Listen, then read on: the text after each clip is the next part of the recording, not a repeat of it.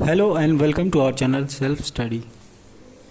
आज की इस वीडियो में हम लोग बात करेंगे कि एसएससी एमटीएस या कोई भी एसएससी का एग्ज़ाम पास करने के लिए आपको कैसे प्रॉपर वे में पढ़ना है। आपको एक प्लान करना होगा। कोई भी काम प्लानिंग से अगर करिएगा तो वो ज़रूर सक्सेस होता है। तो उसी प्लान के तहत मेनली एसएससी एग्ज़ाम्स कवर करते हैं 4 सब्जेक्ट्स। पहला है जनरल अवेयरनेस, दूसरा है मैथ्स जो एप्टीट्यूड भी है, तीसरा है रीजनिंग और चौथा है इंग्लिश। तो इन्हीं के बारे में मैं एक एक करके बात करूँगा।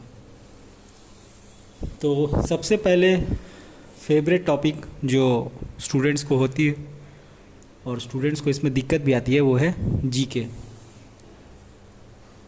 तो इस एग्ज़ाम को पास करने के लिए आपको जनरल अवेयरनेस में क्या क्या पढ़ना चाहिए वो मैं एक आपको ब्रीफ हिंट दूंगा।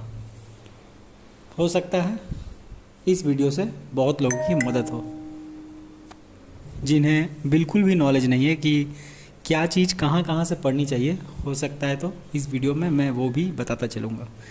तो चलिए शुरू करते हैं आज का ये वीडियो। जीके में सबसे आपको पढ़ना है हिस्ट्री। हिस्ट्री जो है वो कुछ कहानी के हिसाब से आप पढ़िए तो अच्छा रहेगा।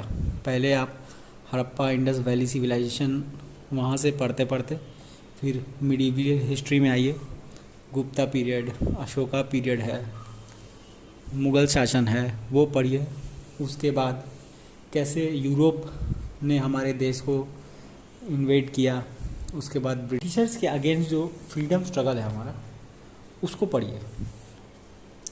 फ्रीडम स्ट्रगल जैसे ही हो जाएगा आपका गांधीयन एरा आएगा। गांधीयन एरा ज़रूर पढ़िए, वो इम्पोर्टेंट है। अब जब गांधीयन एरा आप ख़त्म कर लेंगे उसके बाद आपको मिलेगा एक ब्रीफ, आपको नॉलेज होना चाहिए। जो जनरल एग्ज़ाम्स होते हैं उनमें डीप नॉलेज नहीं पूछी जाती है। याद रखिए, मैं ये यूपीएससी के लिए नहीं बता रहा हूँ, ये जनरल एसएससी एग्ज़ाम्स के लिए बता रहा हूँ। तो आप सीक्वेंस वाइज पढ़िए, वो आपको कहानी की तरह याद भी रहेगा। उसके बाद आप आइए पॉलिटी में। जब आपका फ्रीडम स्ट्रगल ख़त्म हो जाए तो आप पॉलिटी में आइए। पॉलिटी में पढ़िए गवर्नर, प्रेसिडेंट, पीएम के बारे में, सुप्रीम कोर्ट के बारे में, हमारी राज्यसभा और लोकसभा के बारे में, उनके सीट्स कितने हैं। आपको याद रखिएगा एज भी पढ़ लेनी चाहिए। राज्यसभा, सुप्रीम कोर्ट के जजेस की एज, सैलरी और टेन्योर के बारे में, इन सब के बारे में पढ़ना बहुत ही ज़रूरी है। अब जैसे पंचायत में इलेक्शन लड़ने के लिए मिनिमम कितनी एज होनी चाहिए, लोकसभा में इलेक्शन लड़ने के लिए मिनिमम कितनी एज होनी चाहिए, ये ज़रूर आप पढ़िएगा। और हो सकेगा तो मैं कवर भी कर दूंगा इन सबको पॉलिटी के लेक्चर्स में। उसके बाद यही नहीं, जनरल अवेयरनेस बहुत ही वास्ट सब्जेक्ट है, इसको कवर कर पाना बहुत मुश्किल है। तो उसके बाद आप इसमें पढ़िएगा फेमस पर्सनालिटीज़ जो कि अभी न्यूज़ में है। मेजरिंग इंस्ट्रूमेंट्स आपको पढ़ना है। फिर एप्स ऑफ सेंट्रल गवर्नमेंट्स या अमेंडमेंट्स हैं, आर्टिकल्स हैं, आईपीएल से भी रिलेटेड आपको पढ़ लेना है अगर जहाँ से भी हो सके। जो लेटेस्ट आईपीएल हुआ है या आईपीएल के विनर्स तो ज़रूर याद रहने ही चाहिए। कुछ गवर्नमेंट स्कीम्स भी पढ़ने की कोशिश कीजिए जो रिसेंट में आप सुन पाते हो या न्यूज़ देख पाते हो उसमें। और करेंट अफेयर्स मैं सजेस्ट करूँगा जीके टुडे। जीके टुडे अच्छा है जनरल अवेयरनेस के लिए। करेंट अफेयर्स आप वहाँ से पढ़ सकते हैं। और आप रीड्स भी पढ़िए पॉलिटी में, ये भी मैं ज़रूर करना चाहूँगा। फिर डांस, फेमस पर्सनालिटीज़ मैंने कवर ही किया। 5 ईयर प्लानिंग और सेंसस इम्पॉर्टेंट है, ये भी आप याद रखिएगा। और नोवेल, ऑस्कर और फिल्म फेयर, इतना आप कवर ज़रूर करिए। और अगर बुक्स एंड ऑथर्स तो बहुत ही वास्ट एरिया है, वो कवर कर पाना थोड़ा मुश्किल है। या जो भी मान लीजिए रिसेंट कुछ बुक्स पब्लिश हुई हैं या फेमस पर्सनालिटीज़ की बुक्स, वो आपको ज़रूर याद होनी चाहिए। आप अगर इतना सब जीके के लिए करते हैं तो मेरे ख्याल से जीके उतना भी टफ नहीं है, आप एसएससी एग्ज़ाम्स को क्लियर कर सकते हैं। अभी एसएससी एमटीएस का जो वैकेंसी है उसी के बारे में मैं ज़्यादा फोकस करके बता रहा हूँ। तो हमेशा की तरह बताना चाहूँगा, इसमें डीप नॉलेज की कोई ज़रूरत नहीं है। आप एक ही सब्जेक्ट को बार बार मत पढ़िए, चारों को इम्पोर्टेंस दीजिए, जो कि बहुत ज़रूरी है। अब आते हैं इंग्लिश पे। तो इंग्लिश अगर आपको करना है, तो अगर आप सोच रहे हैं कि अगर पढ़ के ठीक लगता है तो वो ठीक होगा, तो वो गलत है। ऐसे मैंने बहुत सारे इंग्लिश मीडियम स्टूडेंट्स को देखा है जो कहते हैं कि जीके तो ठीक है, इंग्लिश में हमने पढ़ के देखा, हमको ठीक लग रहा था, लेकिन रूल्स वैसे नहीं हैं। रूल्स अलग होते हैं और जो पढ़ के ठीक लगते हैं वो अलग होते हैं। ऐसा ज़रूरी नहीं कि जो आपको पढ़ के ठीक लगे वो रूल्स के अकॉर्डिंग भी ठीक हो। तो इंग्लिश पे भी ज़ोर देने की ज़रूरत है।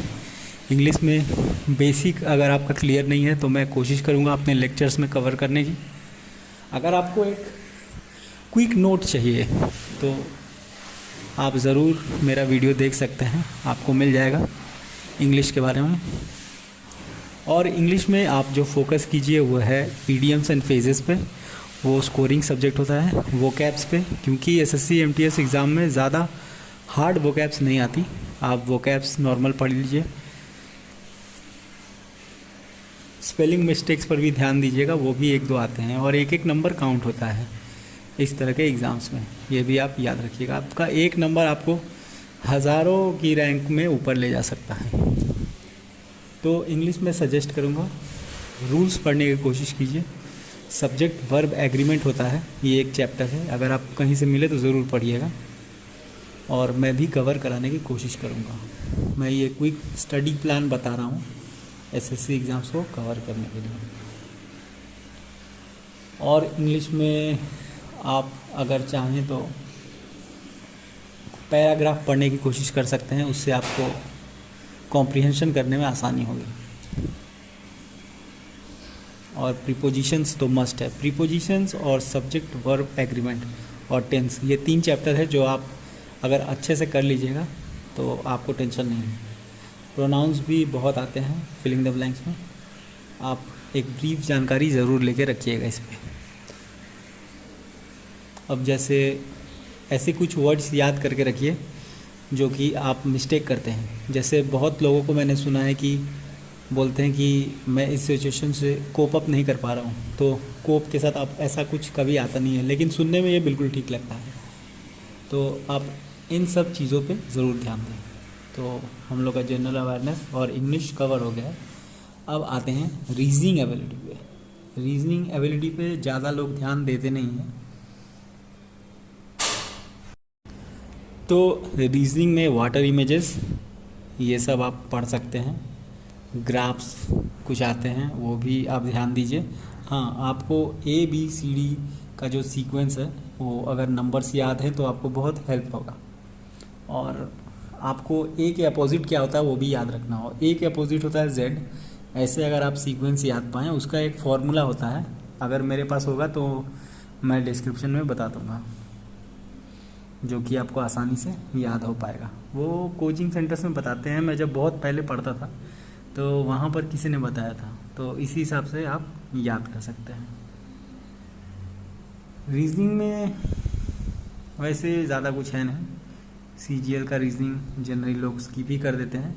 आप रीजनिंग का एक सेट ज़रूर प्रैक्टिस कीजिए 25 क्वेश्चंस का, अगर हो सके तो। वो ज़्यादा से ज़्यादा टाइम नहीं लगता है, वो टाइम कंज्यूमिंग है नहीं। तो आप अगर, मैं समझ रहा हूँ कि अगर आप फुल फ्लेज प्रिपरेशन कर रहे हैं तो कम से कम आप 7 घंटे तो देते होंगे। उस 7 घंटे में से आधा घंटा आप रीजनिंग को दीजिए बस। इससे ज़्यादा मुझे नहीं लगता है कि ज़रूरत है रीजनिंग के लिए। तो हमने बात की जनरल अवेयरनेस की, उसके बाद की इंग्लिश की और रीजनिंग की। तो अब मैथ्स है जो स्कोरिंग सब्जेक्ट है। मैं समझता हूँ कि अगर MTS का एग्ज़ाम आप देने जा रहे हैं तो मैथ्स में आपको सारे क्वेश्चंस करने हैं, और मैथ्स में सारे क्वेश्चंस लोग करते भी हैं। मैथ्स आप पहले खुद सोच के देखिए कि आप कितने पानी में हैं। मैथ्स में मेहनत की ज़रूरत है और प्रैक्टिस की ज़रूरत है।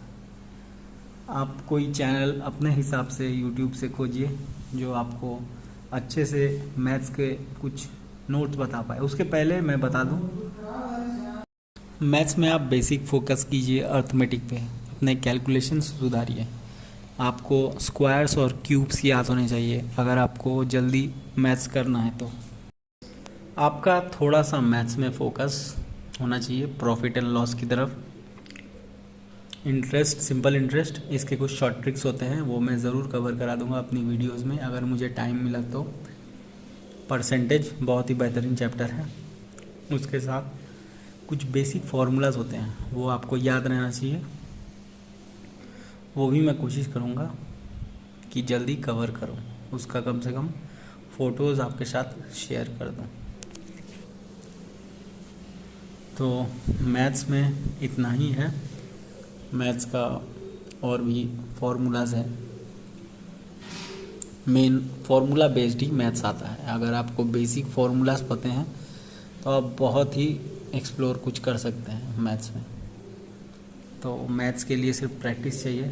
अगर आप मेरे हिसाब से आप चैप्टर वाइज करिए, चैप्टर वाइज बेसिक्स क्वेश्चन करिए हर चैप्टर का। कम से कम अगर 5 ही कर पाइएगा तो बहुत है, अलग अलग टाइप्स के, ये बात हमेशा ध्यान रखिएगा। अलग अलग टाइप्स के सिर्फ 5 क्वेश्चन करिए, वो आपको बहुत हेल्प करेंगे। थोड़ा सा फोकस आपको एग्ज़ाम पास करा सकता है और आपको बहुत लोगों से आगे ले जा सकता है।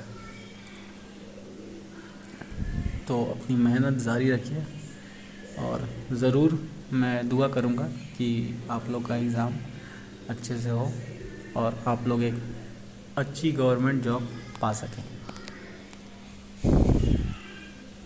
शुभकामनाओं के साथ मैं आज का वीडियो यहीं समाप्त करूंगा। अगर आपको इन्फॉर्मेशन अच्छी लगी हो तो ज़रूर सब्सक्राइब करें हमारा चैनल सेल्फ स्टडी। धन्यवाद।